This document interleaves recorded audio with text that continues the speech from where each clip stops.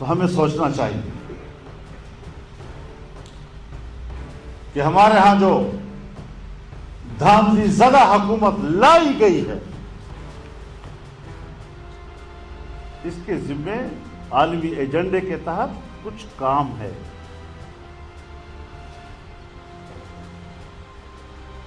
وہی اسے پورا کرنا.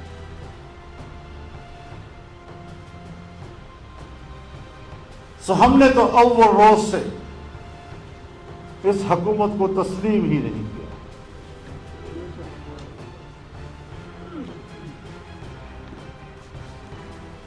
یہ دھاندلی کی پیداوار حکومت، اور یہ بھی نہیں کہ جس نے دھاندلی کرائی ہے اس کے بارے میں ہم کوئی ڈاواڈول ہے اس کا نام نہیں لے سکتے. ڈنکی کی چوٹ کہتے ہیں تم نے دھاندلی کیا. تو ہم واضح طور پر اپنا موقف رکھتے ہیں. یہ دن تو گزر جائیں گے، آنے والی تاریخ تو لکھے گی کچھ. ہم آنے والی نسلوں کے سامنے شرمندہ نہیں ہونا چاہتے. تمہاری طرف سے اذیت برداشت کر لیں گے، تمہارا جبر برداشت کر لیں گے، تمہارے مظالم برداشت کر لیں گے، لیکن آنے والی تاریخ کے لیے سرخرو ہوں گے انشاءاللہ. تو جنگ ہے تو پھر جنگ ہے. تم آج ہمارے خلاف جنگ چھیڑ رہے ہو، ہم پہلے دن سے آپ کے خلاف جنگ چھیڑ چکے ہیں. اگر آپ بھی جنگ کے میدان میں اترنے کے خواہش مند ہے، ست بسم اللہ. ہم نے تو پہلے سے کشتیاں جلائی ہوئی.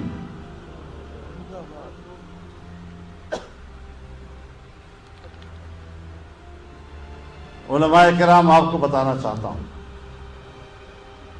قیامت کے روز جب اٹھو کم از کم اپنے اکابرین کے سامنے شرمندہ ہو کر نہ اٹھا کرو. ہمارے اکابر نے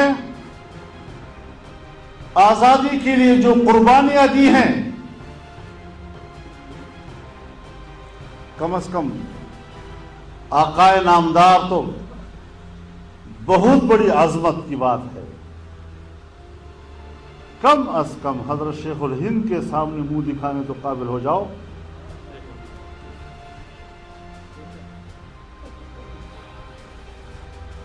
اس لیے خوف کو قریب نہیں لانا.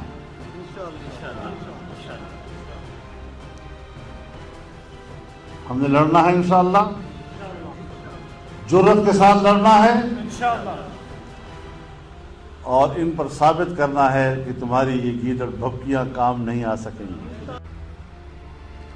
تو سیدھے ہو جاؤ. تو ہم تو پہلے سے سیدھے ہیں، اور اگر بگڑو گے تو پھر اگر ہم بگڑ گئے تو افغانستان میں امریکہ کا کیا حشر ہوا، خدا کی قسم یہاں تمہارا وہی حشر ہو جائے.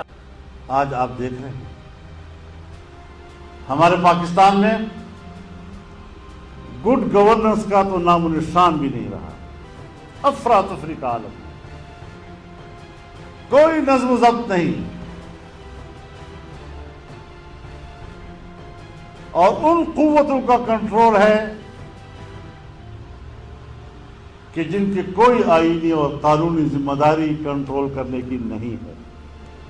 مجھ سے تب پوچھا جائے کہ میں قانون کو ہاتھ میں لے رہا ہوں، اگر میرے ریاستی ادارے قانون کو ہاتھ میں نہ لے رہے ہیں.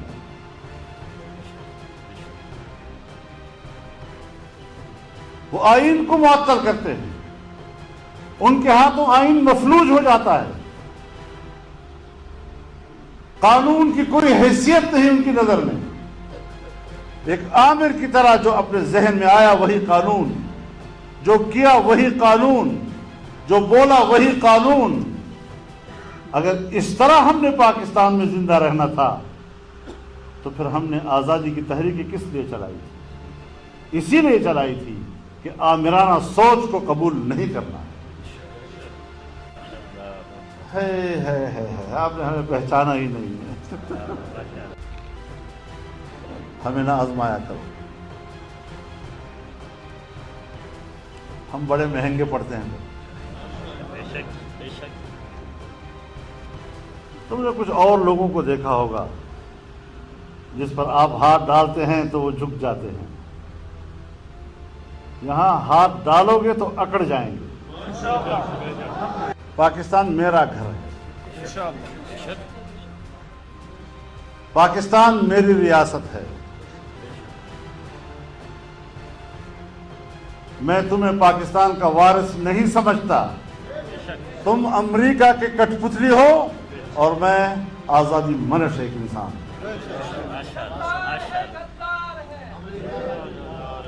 تو ایسی صورتحال میں سوچ سمجھ کر آگے بڑھو. ہم لڑائی نہیں چاہتے، ہم پرامن شہری ہیں. لیکن اگر آپ ہمیں یہ کہلوانا چاہتے ہیں کہ نہ حق کو کہ حق کہہ دو ورنہ پھر تم مجرم، خدا کی قسم یہ جرم تو کرتے رہیں. انشاءاللہ یہ جرم ہوتا رہے. تم نہ حق کو ہم پر مسلط کرو اور ہم اس کو تسلیم کر لیں. اور پھر ہمیں کس سے ڈراتے ہیں پتہ ہے؟ آج کل ایوب خان کے زمانے میں ایک قانون ہوتا تھا، اس کو DPR کہتے تھے، ڈیفینس آف پاکستان رولز. وہاں بھی تو مقدمہ ہی درج ہوتا تھا نا، کوئی بہانہ بنا کر جیل میں ڈال دیا. بھٹو صاحب کے زمانے میں تو گرفتاریاں ہوتی تھیں نا، تو وہاں بھی تو کوئی قانون ہوتا تھا. پبلک کے سامنے تو اس طرح شو کرتے تھے کہ انہوں نے فلاں قانون کی خلاف ورزی کی اور پھر ریاست حرکت میں آئی اور پھر اس کے خلاف FIR درج ہوا اور فلاں گرفتار ہو گئے. ضیاء الحق صاحب کے زمانے میں تو ہم جیلوں میں تھے، وہاں بھی تو کوئی قانون کا سہارا لے کر ہی ہمیں گرفتار کیا جاتا تھا نا. تو ہم وہاں پر گھبرائے ہیں کبھی؟ ہم نے ان کے قانون کو بھی ظلم کہا، ہم ان کے جیلوں کو بھی قبول کیا، لیکن ان کے قانون کو قبول نہیں کیا. آج کل ہمارے مارشل لاؤ کا قانون کیا ہے پتہ ہے؟ نیب.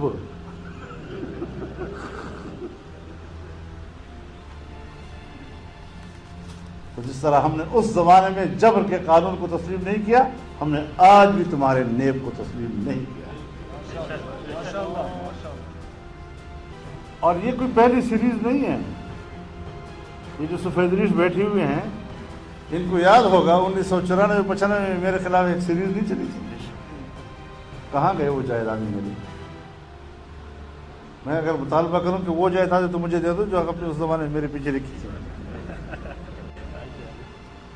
اور آج بھی میں چھوڑوں گا نہیں. ان کو توڑ تک پہنچاؤں گا، گھر تک پہنچاؤں گا. میں میڈیا چینل کو بھی کہنا چاہتا ہوں، میڈیا پرسنز کو بھی کہنا چاہتا ہوں، اینکرز کو بھی کہنا چاہتا ہوں کہ اس گدلے پانی میں ہاتھ نہ ڈالو. اپنا منہ گندا کرو.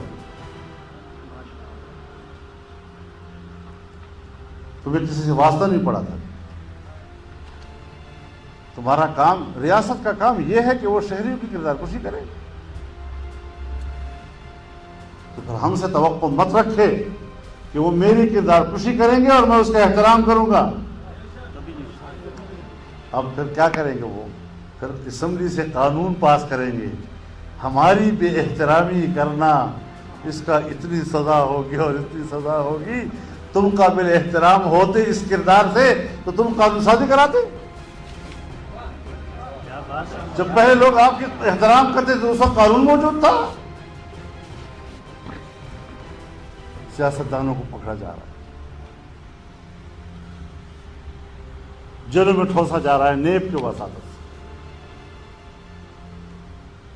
یہ شکر ہے کہ ہم نے اول دن سے مانا ہی نہیں. جب آئین پر نظر ثانی ہو رہی تھی میں چیخ رہا تھا اس کمیٹی میں کہ اس نیب کو ختم کرو. یہ مشرف کا ادارہ ہے، یہ ایک ڈکٹیٹر کا ادارہ ہے. تمہاری نہیں مانی گئی. اگر شرعی عدالت قائم ہوتی ہے تو پھر تو فوراً سوال اٹھتا ہے متوازی عدالتیں ملک میں قائم ہو.